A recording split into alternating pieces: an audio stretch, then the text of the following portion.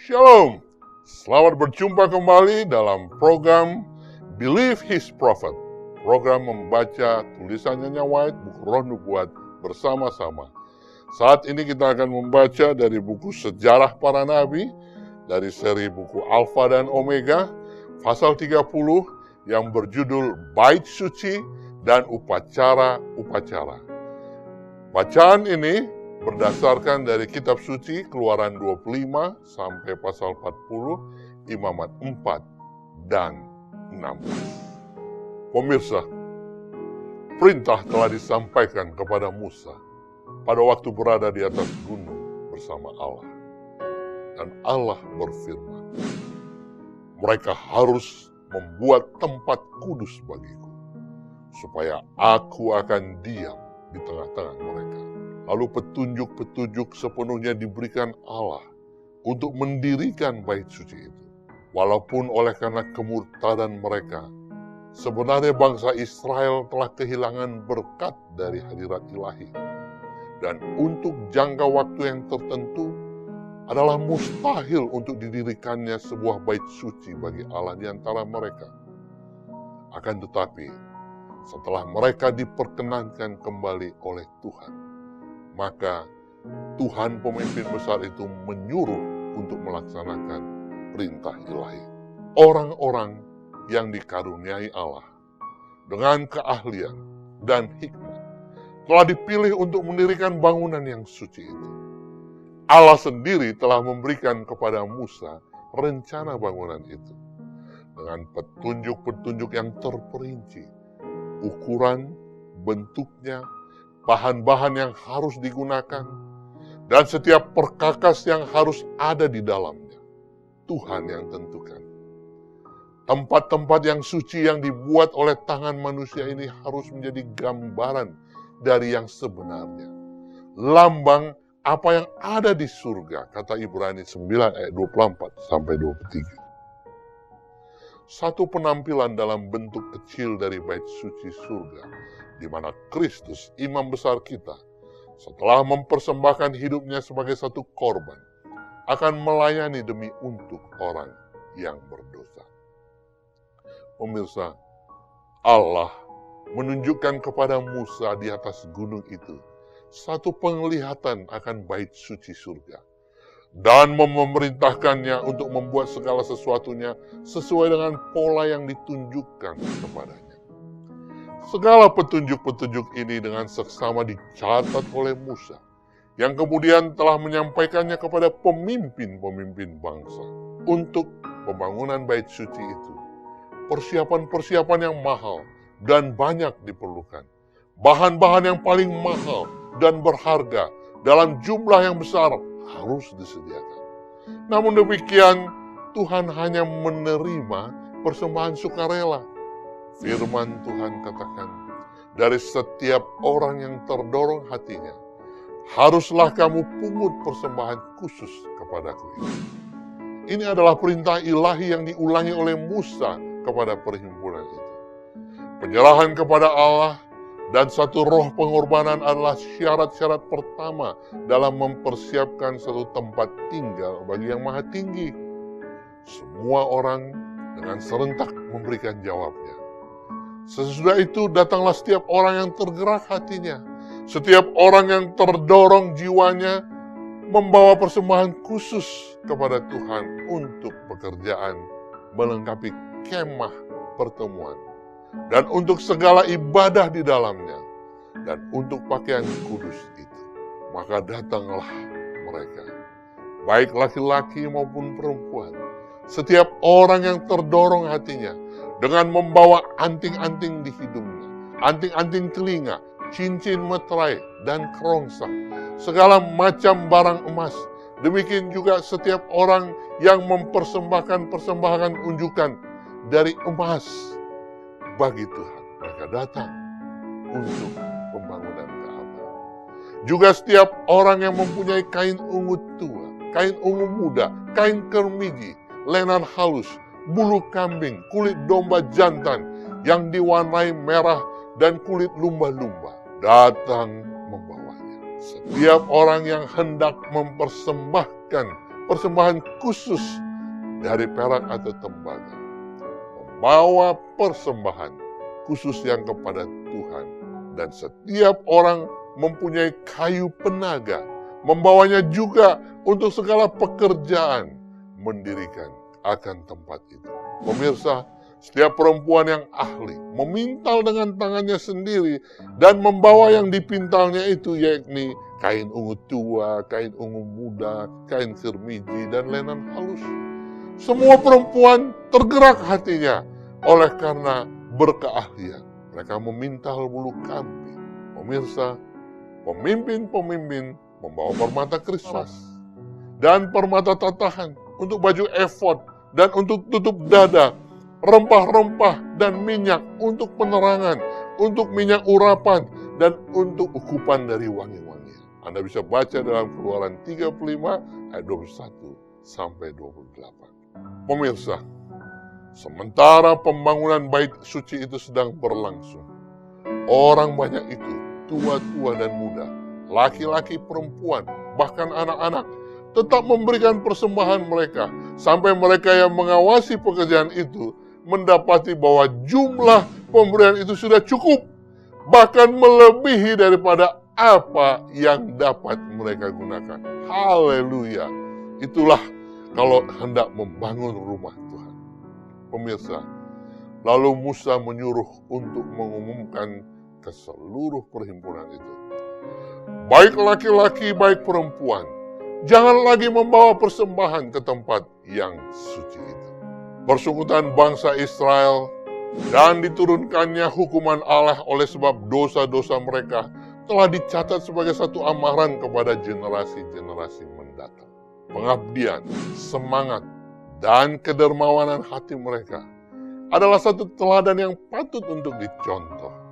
Semua orang yang mengasihi perbaktian kepada Allah dan menghargai berkat hadiratnya yang suci akan menyatakan roh pengorbanan yang sama dalam menyediakan satu rumah di mana Tuhan dapat bertemu dengan umatnya. Bangsa Israel pada waktu itu mau membawa kepada Tuhan satu persembahan yang terbaik yang mereka miliki. Sebuah rumah yang dibangun bagi Allah janganlah dibiarkan dalam keadaan berutang, oleh karena dengan cara itu Allah akan dihinakan. Pemirsa, satu jumlah yang cukup untuk melaksanakan pekerjaan itu harus diberikan dengan sukarela, agar pekerja-pekerja itu dapat juga berkata, seperti pembangun-pembangun bait suci itu, jangan membawa lagi persembahan. Bait suci itu dibuat sedemikian rupa bentuknya, sehingga itu dapat dipisah-pisahkan bagian-bagiannya dan dibawa oleh bangsa Israel dalam perjalanan mereka. Jadi bait suci itu dibuat dalam keadaan knockdown zaman sekarang. Oleh sebab itu ukurannya kecil, panjangnya tidak lebih dari 55 kaki, lebar dan tingginya masing-masing 18 kaki. Tetapi itu merupakan satu bangunan yang megah. Pemirsa, kayu yang digunakan untuk bangunan ini dan perkakasnya adalah kayu pohon penaga yang lebih tahan terhadap kebusukan dibandingkan dengan kayu-kayu lain yang dapat diperoleh di Sinai. Dinding-dindingnya terdiri dari papan yang tegak lurus, yang didirikan di atas alas kakinya, yang terbuat dari perak, dan dikukuhkan oleh tiang-tiang dan kayu-kayu palang yang menghubungkan satu dengan yang lainnya. Dan semuanya ini harus dilapisi dengan emas, sehingga bangunan itu akan kelihatannya seperti seluruhnya terbuat dari emas. Atapnya dibuat dari 4 lapis kain. Yang paling dalam terbuat dari kain lenan halus yang dipintal benangnya, dan yang berwarna biru laut, ungu, dan kermiji. Dengan ada kerupnya, buatan ahli-ahli tenun. Ketiga lapisan lainnya berturut-turut adalah yang terbuat dari bulu kambing, dari kulit domba jantan yang diwarnai merah, dan kulit singa laut yang disusun sedemikian rupa sehingga memberikan perlindungan yang sempurna. Dan ini semua dibuat oleh berdasarkan perintah Tuhan. Pemirsa, bangunan itu dibagi menjadi 2 ruangan oleh sehelai tirai yang indah dan mahal yang digantungkan kepada tiang-tiang yang berlapis emas. Dan 1 tirai yang sama menutup pintu masuk ke ruangan yang pertama. Semuanya ini seperti penutup-penutup yang di bagian dalam, yaitu langit-langitnya. Haruslah diberi corak warna yang paling indah, biru ungu dan darah kermiji, yang diatur dengan indah, dan juga gambar-gambar kerubium yang terbuat dari benang emas dianyamkan ke tirai itu untuk menggambarkan bala tentara malaikat yang berhubungan dengan pekerjaan bait suci surga, dan yang juga merupakan roh-roh yang melayani kepada umat Allah di dunia ini. Pemirsa, kemah suci ini ditempatkan di atas satu lapangan yang terbuka, yang disebut halaman, yang dikelilingi oleh helaian-helaian kain halus yang bergantung pada tiang tembaga. Pintu masuk ke halaman ini ada di sebelah timur. Ini ditutupi oleh tirai-tirai yang terbuat dari bahan-bahan yang mahal buatan orang ahli. Sekalipun tidak seindah seperti yang ada di dalam bait suci itu, oleh karena tinggi tirai-tirai yang menutupi halaman bait suci itu hanya setengahnya saja daripada tinggi di dinding bait suci, maka bangunan bait suci itu dengan jelas dapat dilihat oleh orang banyak dari luar. Di dalam halaman bait suci itu, dekat sekali dengan pintu masuk, terdapat mezbah korban bakaran yang terbuat dari tembaga. Di atas mezbah ini dibakar segala korban-korban itu oleh api bagi Tuhan, dan tanduknya dipercik oleh darah tebusan itu. Di antara mezbah dan pintu bait suci itu, terdapat sebuah bejana kuningan yang terbuat dari cermin yang telah diberikan oleh kaum wanita Israel sebagai persembahan sukarela.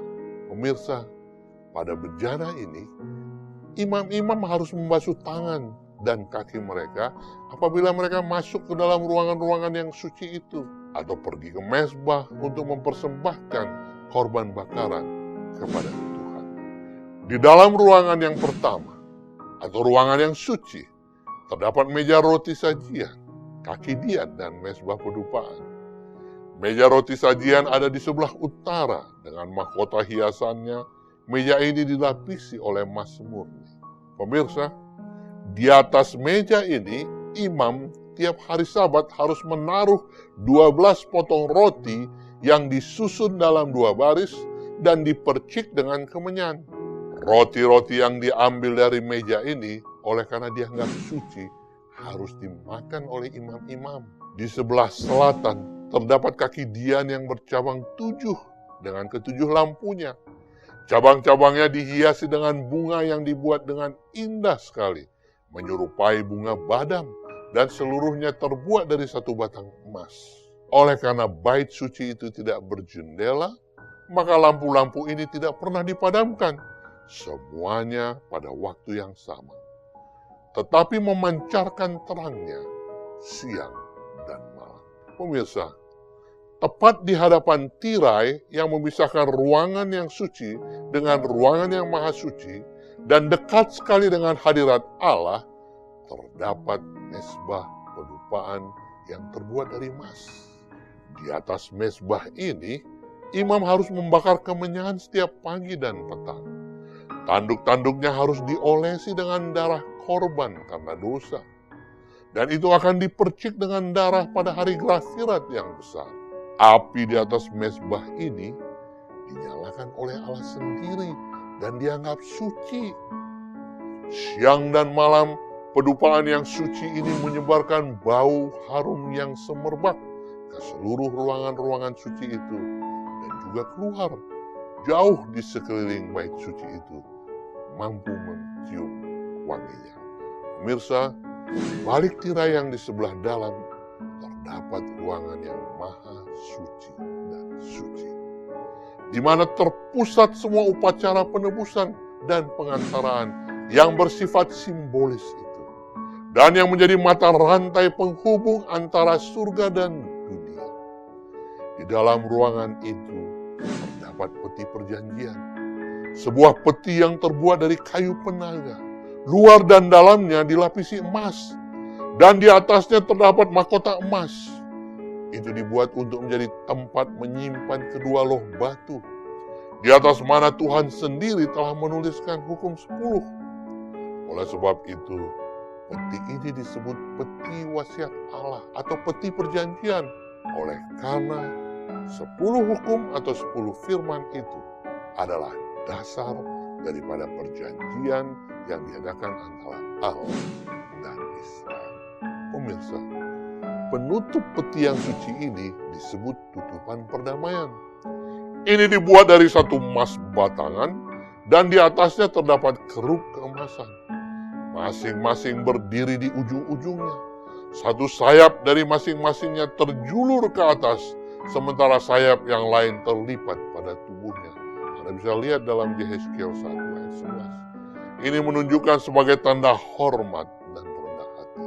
Letak kerup ini dengan muka yang saling berhadapan dan memandang ke bawah dengan penuh hormat kepada peti perjanjian itu menggambarkan sikap hormat oleh mana segenap penghuni surga memandang kepada hukum Allah atau firman Allah dan perhatian mereka dalam rencana penebusan itu. Pemirsa, di atas tutupan pendamaian itu terdapat sekinah. Pernyataan daripada hadirat ilahi. Dan dari antara kerup ini Allah menyatakan kehendaknya. Pesan-pesan ilahi kadang-kadang disampaikan kepada imam besar oleh satu suara dari awan. Kadang-kadang seberkas cahaya terpancar ke atas malaikat yang di sebelah kanan yang mengartikan persetujuan atau penerimaan. Atau segumpal awan turun ke atas malaikat yang di sebelah kiri yang menyatakan tidak setuju atau penolakan. Hukum Allah yang disimpan di dalam peti itu adalah undang-undang yang besar dari kebenaran dan penghukuman. Hukum itu menuntut hukuman mati terhadap orang-orang yang melanggar. Tetapi di atas hukum itu terdapat tutupan pendamaian. Di atas mana hadirat Allah dinyatakan. Dan dari mana oleh jasa penebusan, keampunan diberikan kepada orang berdosa yang bertobat. Dengan demikian, dalam pekerjaan Kristus bagi penebusan kita, yang dilambangkan oleh upacara-upacara bait suci ini, kasih dan kesetiaan akan bertemu, keadilan dan damai sejahtera akan bercium-ciuman. Mazmur 85 ayat 11. Pemirsa, tidak ada bahasa yang dapat menggambarkan kemuliaan daripada pemandangan yang ditampilkan di dalam bait suci.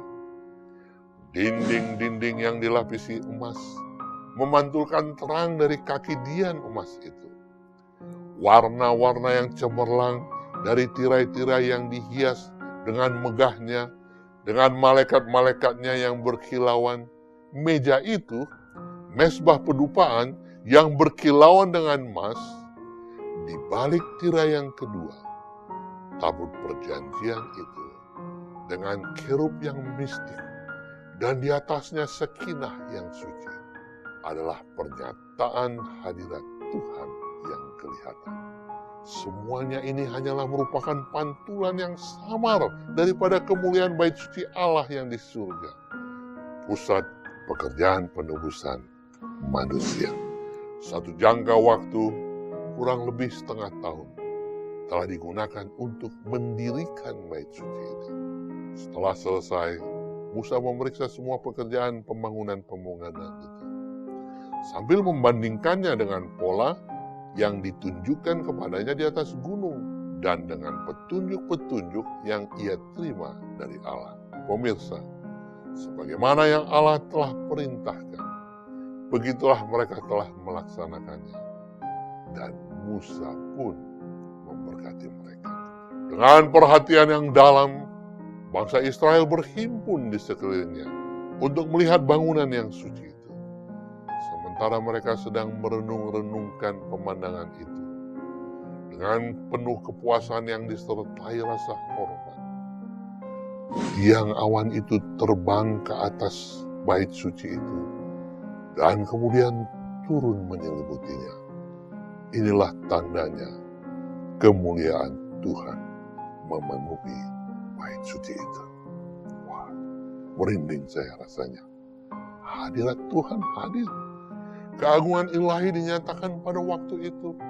Dan untuk sementara waktu, Musa sekalipun tidak dapat memasukinya. Dengan luapan perasaan yang dalam, bangsa itu melihat tanda bahwa pekerjaan tangan mereka itu telah diterima. Saat itu tidak terdengar pernyataan kegembiraan yang ribut. Satu suasana hikmat mencekam semua orang. Tetapi kegembiraan hati mereka meluap dalam air mata kesukaan. Dan dengan suara yang rendah, berbisik-bisik mengucapkan syukur bahwa Allah telah turun untuk tinggal bersama mereka. Haleluya. Pemirsa, oleh petunjuk ilahi, suku bangsa Lewi telah diasingkan untuk melayani upacara-upacara bait suci. Pada zaman dulu, setiap orang laki-laki adalah imam rumah tangganya. Pada zaman Abraham, keimamatan dianggap sebagai hak sulung anak lelaki yang tertua. Sekarang, gantinya anak sulung bagi bangsa Israel itu, Tuhan menerima suku Lewi untuk pekerjaan bait suci. Oleh kehormatan yang nyata ini, ia menyatakan persetujuannya terhadap kesetiaan mereka, baik dalam kesetiaan dalam pelayanannya, dan juga dalam melaksanakan hukumannya pada waktu Israel murtad di dalam penyembahan terhadap patung emas anak lembu itu. Namun demikian, keimamatan dibatasi kepada keluarga Harun saja. Harun dan anak lelakinya saja yang diizinkan untuk melayani di hadapan Tuhan. Suku-suku yang lainnya diberi tugas untuk mengawasi bait suci dan perkakas-perkakasnya. Dan mereka harus mendampingi imam-imam di dalam pelayanan mereka. Tetapi orang-orang Lewi ini tidak boleh mempersembahkan korban, membakar kemenyan, atau melihat kepada benda-benda yang suci itu sampai semuanya ditutupi. Sesuai dengan tugas mereka, satu jubah yang khusus telah ditentukan bagi imam-imam ini. Firman Tuhan berkata, haruslah engkau membuat pakaian kudus bagi Harun abangmu sebagai perhiasan kemuliaan. Ini adalah perintah ilahi kepada Musa. Jubah imam biasa harus terbuat dari kain lenan putih dan yang ditenun jadi satu helai. Itu harus menjulur hampir mengenai kakinya. Dan di dekat pinggangnya diikat oleh ikat pinggang yang terbuat dari kain lenan putih yang dibubuhi dengan warna biru, ungu, dan merah. Satu serban yang terbuat dari kain lenan putih merupakan pelengkap daripada pakaian luarnya. Pemirsa, Musa di dekat belukar yang menyala itu telah diperintahkan untuk membuka sepatunya. Oleh karena tempat di mana berdiri itu suci adanya. Demikian pula imam-imam tidak boleh memasuki bait suci itu dengan kaki yang bersepatu. Debu yang melekat kepada sepatu itu akan menajiskan tempat yang suci. Mereka harus meninggalkan sepatu itu di halaman bait suci sebelum memasukinya. Dan juga harus membasuh tangan dan kaki mereka sebelum melayani di dalam bait suci atau pada mezbah korban bakaran. Dengan demikian, pelajaran senantiasa diajarkan bahwa segala kenajisan harus dibuangkan dari mereka yang akan datang ke hadirat Allah. Pemirsa, jubah imam besar terbuat dari bahan yang mahal dan buatan orang yang ahli sesuai dengan kedudukannya yang tinggi. Sebagai tambahan kepada pakaian lenan imam biasa, ia memakai satu jubah biru yang juga ditenun menjadi satu helai. Sekeliling jubah itu dihiasi dengan giring-giring emas dan buah delima yang berwarna biru, ungu, dan merah kermiji. Di bagian luar jubah itu terdapat baju efod. Satu jubah yang lebih pendek terbuat dari emas. berwarna biru, ungu, dan merah kermiji. Dan itu diikat oleh sebuah ikat pinggang yang sama warnanya dan dibuat dengan indah sekali. Pemirsa, baju efod itu tidak berlengan. Dan di atas sulaman emas di bagian bahunya diletakkan 2 buah batu permata krisoparas. Krisoparas yang di atasnya terukir nama-nama daripada ke-12 suku bangsa Israel.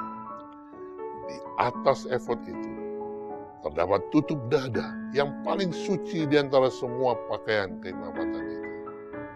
Ini terbuat dari bahan yang sama seperti efod. Bentuknya 4 segi, panjangnya 1 jengkal, dan tergantung dari bahunya oleh seutas tali berwarna biru yang diikatkan pada gelang-gelang emas. Pinggirnya ditatah dengan bermacam-macam batu permata, sama dengan yang membentuk ke-12 dasar kota Allah. Pada tutup dada ini terdapat 12 batu permata yang diikat oleh emas, diatur dalam 4 jajar, dan seperti batu-batu permata yang ada di atas bahunya, pada tiap permata diukirkan nama masing-masing suku bangsa itu. Pemirsa, perintah Tuhan adalah, demikianlah di atas jantungnya harus dibawa Harun nama para anak Israel pada tutup dada pernyataan keputusan itu. Apabila ia masuk ke dalam tempat kudus, supaya menjadi tanda peringatan yang tetap di hadapan Tuhan. Keluaran 28 ayat 29. Pemirsa, demikian juga Kristus, imam besar yang agung itu, yang menghadapkan darahnya kepada Bapa demi orang berdosa, membawa di atas jantungnya nama-nama setiap orang yang bertobat dan percaya. Maka pemazmur pun berkata, dalam Mazmur 40 ayat 18, "Aku ini sengsara dan miskin, tetapi Tuhan memperhatikan aku." Pemirsa, di sebelah kanan dan kiri tutup dada itu, terdapat 2 batu permata yang besar dan amat berkilauan. Batu-batu dikenal dengan nama Urim dan Tumim. Oleh kedua batu ini, kehendak Allah diberitahukan melalui imam besar.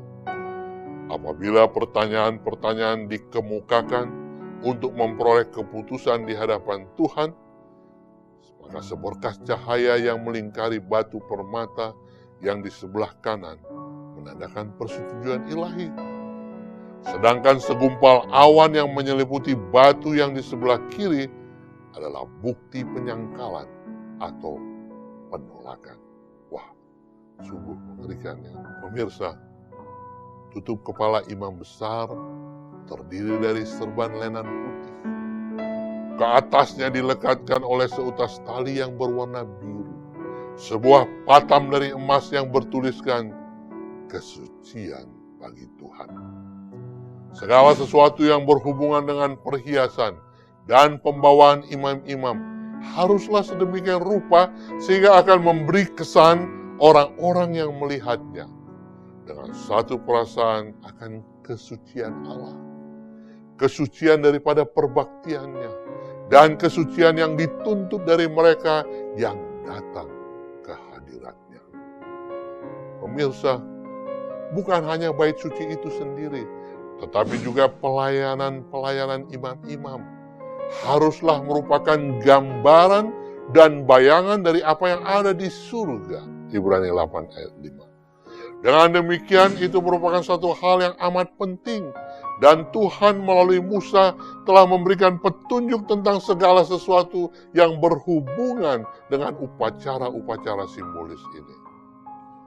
Pemirsa, upacara bait suci itu terdiri dari 2 bagian, upacara harian dan upacara tahunan. Upacara harian dilaksanakan di mezbah korban bakaran, di halaman bait suci, dan di dalam ruangan yang suci.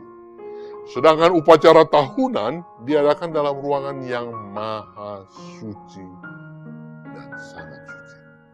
Tidak ada seorang pun dari antara manusia yang fana, kecuali imam besar itu, yang boleh melihat ke ruangan yang maha suci, bait suci itu.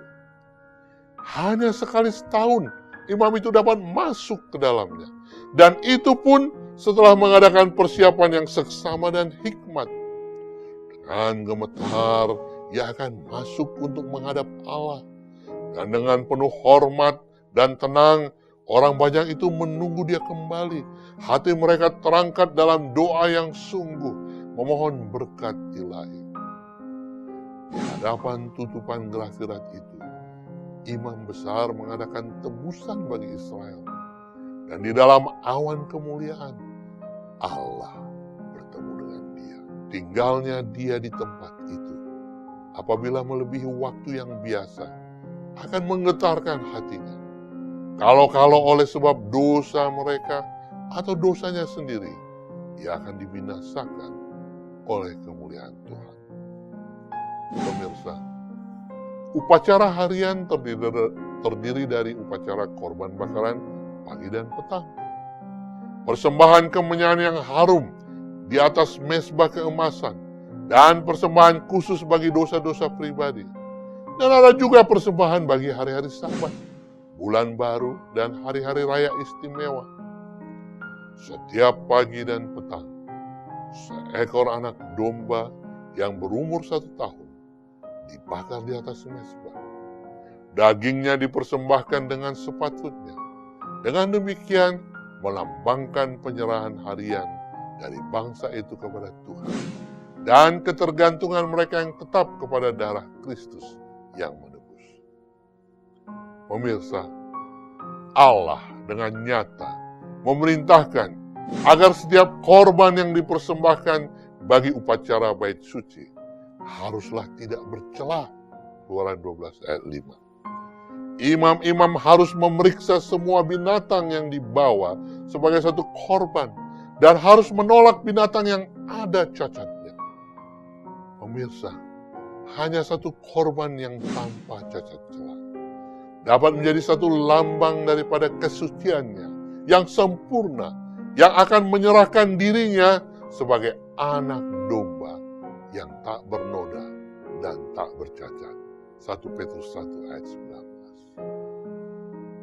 Rasul Paulus menunjuk kepada korban-korban ini sebagai satu gambaran tentang bagaimana seharusnya hidup pengikut-pengikut Kristus itu. Ia berkata, "Demi kemurahan Allah, aku menasihatkan kamu, supaya kamu mempersembahkan tubuhmu sebagai persembahan yang hidup, yang kudus, dan yang berkenan kepada Allah. Itu adalah ibadahmu yang sejati."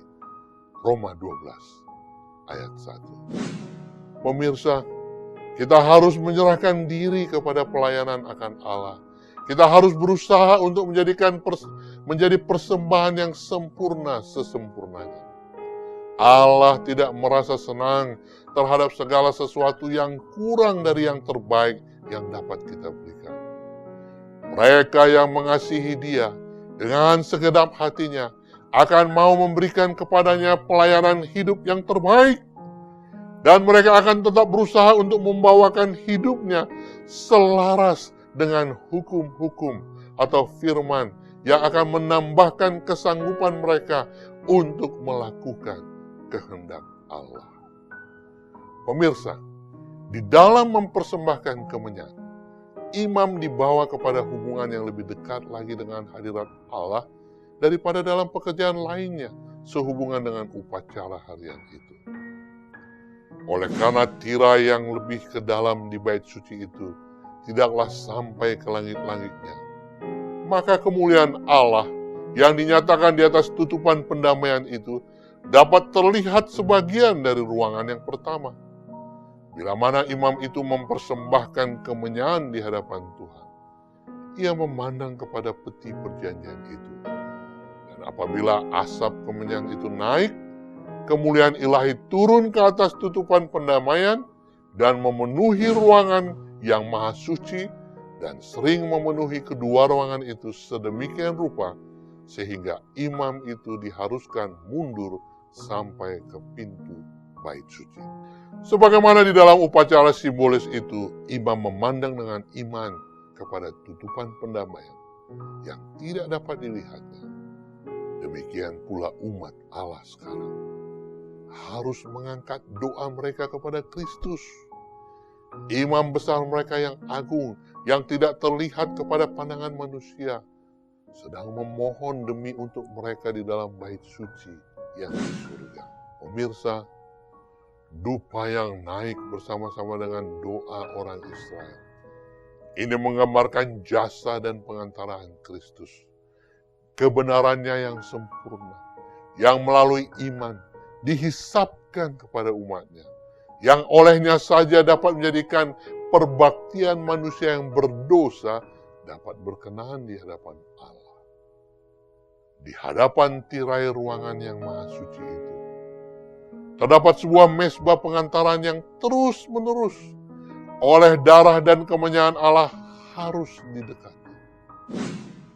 Lambang-lambang yang menunjuk kepada pengantaraan yang agung itu, melalui mana orang-orang berdosa bisa datang dekat kepada Tuhan. Dan melalui Dia sendiri sajalah rahmat dan keselamatan dapat diberikan kepada orang yang percaya dan bertobat. Pemirsa, sementara imam-imam itu pada waktu pagi dan petang memasuki ruangan yang suci, pada saat mempersembahkan kemenyan, korban-korban harian disiapkan untuk dipersembahkan di atas mezbah yang terdapat di halaman bait suci. Ini merupakan satu waktu yang amat menarik kepada orang-orang yang sedang berbakti, yang berhimpun di sekeliling bait suci itu. Sebelum memasuki hadirat Allah, melalui pekerjaan imam itu, mereka harus lebih dulu memeriksa hati mereka dengan sungguh-sungguh dan mengakui dosa-dosa. Mereka bersatu dalam doa, dalam hati, dengan wajah mereka tertuju kepada ruangan yang suci. Dengan demikian, permohonan mereka naik bersama-sama dengan asap dupa itu. Sementara iman mereka berpegang pada jasa-jasa juru selamat yang dijanjikan itu, yang dilambangkan oleh korban penebusan. Pemirsa, jam-jam yang ditetapkan untuk korban pagi dan petang harus dianggap suci. Dan semuanya itu harus dijaga sebagai waktu yang telah ditetapkan bagi perbaktian di antara segenap bangsa Yahudi. Dan apabila pada masa mendatang bangsa Yahudi dicerai-beraikan sebagai orang-orang tawanan di negeri-negeri yang jauh, mereka tetap pada jam yang ditentukan itu memalingkan wajah mereka ke arah Yerusalem dan menghadapkan permohonan mereka kepada Allah, orang Israel. Pemirsa, dalam adat kebiasaan ini, orang Kristen mempunyai satu contoh untuk kebaktian pagi dan petang. Sementara Allah menghukumkan upacara kebaktian yang sekadar rupa saja, tanpa roh kebaktian. Ia memandang dengan penuh kesukaan terhadap mereka yang mengasihi Dia, yang setiap pagi dan petang mencari kampunan dosa-dosa yang diperbuatnya, dan menghadapkan permohonan mereka untuk memperoleh berkat-berkat yang diperlukan. Roti sajian selalu diletakkan di hadapan Tuhan sebagai satu persembahan yang terus-menerus. Dengan demikian, itu merupakan sebagian upacara harian. Itu disebut roti pertunjukan atau roti kehadiran. Oleh karena itu, senantiasa ada di hadapan wajah Tuhan. Itu merupakan satu pengakuan bahwa manusia bergantung kepada Allah, baik untuk makanan rohani ataupun jasmani, dan itu diterima hanyalah melalui pengantaraan Kristus. Pemirsa, Allah telah memberi makan Israel di padang belantara dengan roti mana dari surga. Dan mereka masih tetap bergantung kepada kebajikannya, baik untuk makanan jasmani ataupun berkat-berkat rohani. Baik mana atau roti sajian itu menunjuk kepada Kristus. Roti hidup itu yang senantiasa berada di hadirat Allah demi kita. Ia sendiri berkata, "Akulah roti hidup yang telah turun dari surga. Yohanes 6 ayat 48 sampai 51. Kemenyan dibubuhkan ke atas roti itu. Apabila setiap Sabat roti itu diangkat, diganti dengan roti yang baru, kemenyan itu dibakar di atas mezbah sebagai satu peringatan di hadapan Allah. Bagian yang paling penting dari upacara harian itu adalah pekerjaan yang diadakan untuk pribadi-pribadi orang Israel. Orang berdosa yang bertobat membawa persembahannya ke pintu bait suci, dan sambil meletakkan tangannya ke atas kepala korban itu, ia mengaku dosa-dosanya. Dengan demikian, secara simbolis memindahkan dosanya dari dirinya kepada korban yang tidak bersalah itu. Kemudian oleh tangannya sendiri, binatang itu disembelih. Darahnya dibawa oleh imam itu ke dalam ruangan yang suci dan memercikkannya di hadapan tirai, yang di bagian belakangnya terdapat peti yang berisi hukum yang telah dilanggar oleh orang berdosa itu. Pemirsa, oleh upacara ini, dosa melalui darah itu dipindahkan secara simbolis kepada bait suci. Di dalam beberapa masalah, darah itu tidak dibawa ke ruangan yang suci, tetapi dagingnya harus dimakan oleh imam itu, sebagaimana yang diperintahkan oleh Musa kepada anak-anak Harun sambil berkata, Tuhan memberikannya kepadamu supaya kamu mengangkut kesalahan umat itu. Imamat 10 ayat 17. Kedua upacara ini sama-sama melambangkan pemindahan dosa dari orang yang berdosa ke bait suci. Demikianlah pekerjaan yang berlangsung hari demi hari sepanjang tahun. Dosa-dosa orang Israel dipindahkan ke bait suci dengan cara demikian, sehingga ruangan yang suci itu dinodai, dan satu pekerjaan yang khusus diperlukan untuk memindahkan dosa-dosa itu. Allah memerintahkan agar satu penebusan diadakan untuk masing-masing ruangan yang suci itu. Demikian juga untuk mezbah itu, untuk mentahirkan serta mengkuduskannya dari segala kenajisan orang Israel.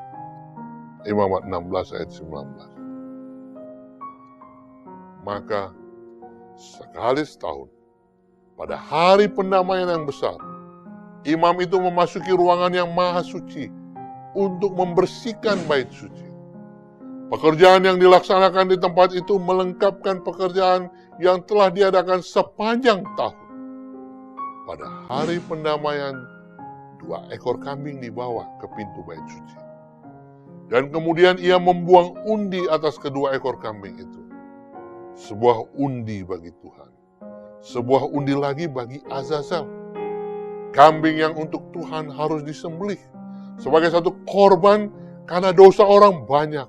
Dan imam itu harus membawa darahnya melalui tirai itu dan memercikkannya di atas tutupan pendamaian. Dengan demikian, ia mengadakan pendamaian bagi tempat kudus itu. Karena segala kenajisan orang Israel dan karena segala pelanggaran mereka, apapun juga dosa mereka. Demikianlah hal itu harus diperbuat dengan kemah pertemuan yang tetap diam di antara mereka di tengah-tengah segala kenajisan mereka. Imamat 16 ayat 16. Pemirsa, dan Harun harus meletakkan kedua tangannya ke atas kepala kambing jantan yang hidup itu, dan mengakui di atas kepala kambing itu segala kesalahan orang Israel dan segala pelanggaran mereka. Apapun juga dosa mereka, ia harus menanggungkannya semuanya itu ke atas kepala kambing jantan itu. Dan kemudian melepaskannya ke padang gurun dengan perantaraan seseorang yang sudah siap sedia untuk itu. Baca Imamat 16 ayat 21. Sebelum kambing itu dilepaskan ke gurun, orang banyak belum menganggap bahwa diri mereka telah bebas dari beban dosa. Setiap orang harus memeriksa diri, sementara pekerjaan penebusan ini sedang berlangsung. Segala urusan pekerjaan harus ditinggalkan, dan seluruh perhimpunan Israel harus menggunakan hari itu untuk merendahkan diri dengan penuh hikmat di hadapan Allah dengan disertai doa, puasa, dan penyelidikan hati yang sungguh-sungguh. Pemirsa, kebenaran-kebenaran yang penting sehubungan dengan penebusan diajarkan kepada orang banyak melalui upacara tahunan. Di dalam korban-korban karena dosa yang dipersembahkan sepanjang tahun, satu pengganti bagi dirinya telah diterima. Tetapi darah korban itu belum mengadakan penebusan yang sepenuhnya bagi dosa itu. Itu baru menyediakan satu alat oleh mana dosa dipindahkan ke bait suci. Pemirsa, oleh mempersembahkan darah, orang berdosa mengakui wewenang hukum, mengakui kesalahan pelanggarannya, dan menyatakan imannya kepada Dia yang harus mengangkat dosa dunia ini. Tetapi, ia belum dibebaskan sama sekali dari tuntutan hukum itu. Pemirsa, pada hari pendamaian, imam besar itu setelah membawa korban bagi perhimpunan itu, pergi ke ruangan yang maha suci dengan membawa darah dan memercikannya ke atas tutupan pendamaian yang ada di atas loh batu hukum itu. Dengan demikian, tuntutan hukum itu yang menuntut nyawa orang berdosa telah dipenuhi. Kemudian dalam peranannya sebagai pengantara, imam itu memindahkan dosa itu kepada dirinya sendiri. Dan sambil meninggalkan bait suci itu, ia membawa dosa Israel. Di pintu bait suci itu ia meletakkan tangannya ke atas kepala kambing yang hidup itu. Dan mengadakan pengakuan segala kesalahan Israel dan segala pelanggaran mereka, apapun dosa mereka. Ia harus menanggungkan semuanya itu ke atas kepala kambing jantan itu. Dan apabila kambing yang menanggung dosa ini dilepaskan ke gurun, dosa-dosa itu tertanggung ke atas dirinya dan untuk selama-lamanya terpisah dari orang banyak itu. Demikianlah pekerjaan yang dilakukan untuk menjadi gambaran dan bayangan daripada apa yang ada di surga. Ibrani 8 ayat 5. Seperti telah dikatakan, bait suci yang ada di dunia ini didirikan oleh Musa sesuai dengan pola yang ditunjukkan kepadanya di atas gunung. Itu adalah kiasan masa sekarang. Sesuai dengan itu, dipersembahkan korban dan persembahan. Kedua ruangan yang suci itu adalah lambang apa yang ada di surga. Kristus, imam besar kita, adalah yang melayani ibadah di tempat kudus, yaitu di dalam kemah sejati yang didirikan oleh Tuhan dan bukan oleh manusia. Pemirsa, apabila di dalam khayal Rasul Yohanes diizinkan untuk melihat ke dalam bait suci Allah di surga, ia melihat di sana 7 obor bernyala-nyala di hadapan tahta itu. Ia melihat seorang malaikat dengan sebuah pedupaan emas, dan kepadanya diberikan banyak kemenyan untuk dipersembahkannya bersama-sama dengan doa semua orang kudus di atas mezbah emas di hadapan tahta itu. Pemirsa, di sini Nabi diizinkan untuk melihat ruangan yang pertama dari bait suci di surga. Dan ia melihat di sana ke-7 pelita itu dan mezbah emas yang dilambangkan oleh kaki dian emas dan mezbah pedupaan di dalam bait suci di dunia. Kembali, terbukalah bait suci Allah. Dan ia melihat ke dalam tirai yang lebih mendalam, yaitu kepada ruangan yang maha suci. Di sini ia melihat tabut perjanjiannya, Wahyu 11 ayat 19, yang dilambangkan oleh peti yang suci untuk diperbuat oleh Musa untuk menjadi tempat menyimpan hukum Allah. Musa telah membuat bait suci duniawi menurut contoh yang telah dilihatnya.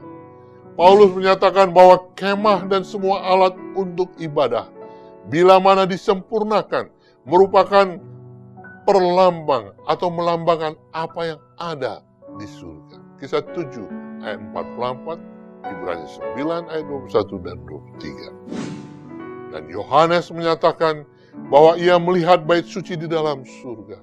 Bait suci itu di mana Yesus melayani demi kita adalah bait suci yang aslinya. Untuk mana bait suci yang didirikan oleh Musa merupakan satu gambaran. Bait suci surga, tempat tinggalnya raja atas segala raja, di mana beribu-ribu melayani dia, dan selaksa kali berlaksa-laksa berdiri di hadapannya. Dan yang 7 ayat 10. Bait suci ini dipenuhi oleh kemuliaan tahta yang kekal, di mana malaikat-malaikat penjaganya yang berkilau-kilauan itu menudungi wajah mereka sebagai penghormatan. Tidak ada bangunan di dunia ini yang dapat menggambarkan kehebatan dan kemuliaannya. Namun demikian, kebenaran-kebenaran yang penting sehubungan dengan bait suci surga dan pekerjaan yang besar yang dilaksanakan di sana untuk penebusan manusia diajarkan oleh bait suci duniawi dan upacara-upacaranya. Setelah kenaikannya, juru selamat kita harus memulai pekerjaannya sebagai imam besar kita. Paulus berkata, sebab Kristus bukan masuk ke dalam tempat kudus buatan tangan manusia, yang hanya merupakan gambaran saja dari yang sebenarnya. Tetapi Kristus masuk ke dalam surga sendiri untuk menghadap hadirat Allah guna kepentingan saudara dan saya. Ibrani 9 ayat 24. Sebagaimana pelayanan Kristus terdiri atas 2 bagian besar. Masing-masing mengambil satu jangka waktu dan diadakan pada tempat yang berbeda di dalam bait suci surga. Demikian juga pelayanan simbolis terdiri atas 2 bahagian.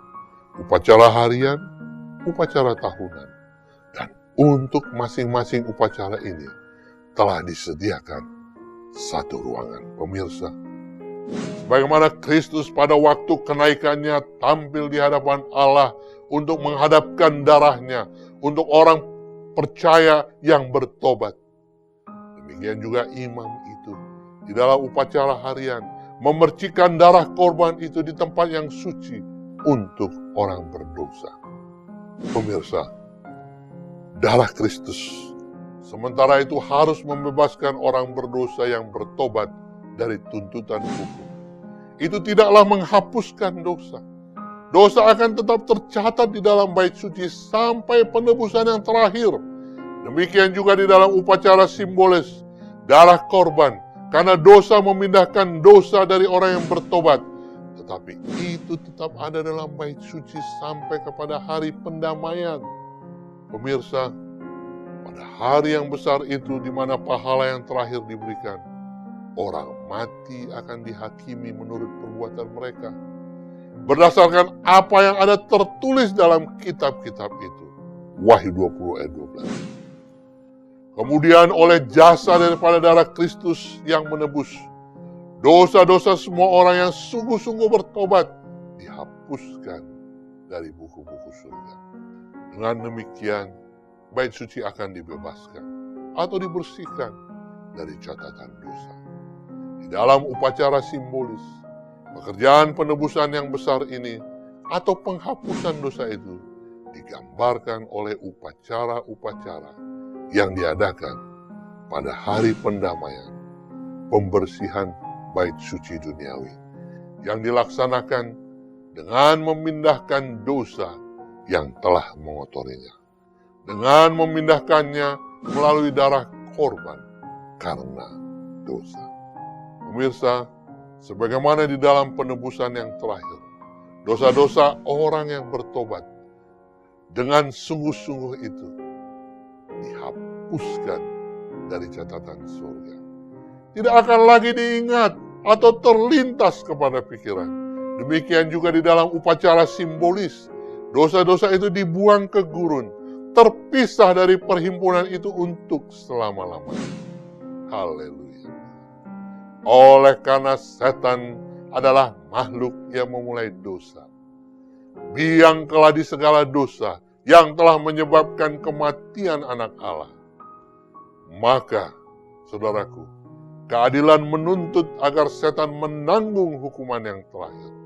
Pekerjaan Kristus untuk penebusan manusia dan penyucian alam semesta dari dosa akan diakhiri oleh pemindahan dosa dari bait suci surga dan meletakkan dosa-dosa ini ke atas diri setan yang akan menanggung hukuman yang terakhir. Demikian juga di dalam upacara simbolis itu. Upacara-upacara yang berlangsung sepanjang tahun diakhiri oleh penyucian bait suci dan pengakuan dosa-dosa di atas kepala Azazel. Dengan demikian, di dalam upacara-upacara bait suci duniawi dan di dalam bait suci yang di surga, orang banyak itu diajar setiap hari tentang kebenaran-kebenaran yang agung sehubungan dengan kematian dan pelayanan Kristus. Dan sekali setahun pikiran mereka diarahkan kepada peristiwa-peristiwa terakhir dari pertentangan yang besar antara Kristus dan setan. Penyucian yang terakhir dari alam semesta ini dari dosa dan orang-orang yang berdosa. Puji Tuhan, karena melalui pelajaran ini, kita mengetahui apa yang Tuhan Yesus kerjakan. Dan melalui pelajaran ini, kita mengetahui setan dikalahkan, dosa ditanggung oleh setan, dan Yesus Kristus, saudara dan saya, menjadi pemenang. Mari kita setia kepada Tuhan, hormat kepadanya, dan taat kepadanya. Tuhan memberkati kita. Amin.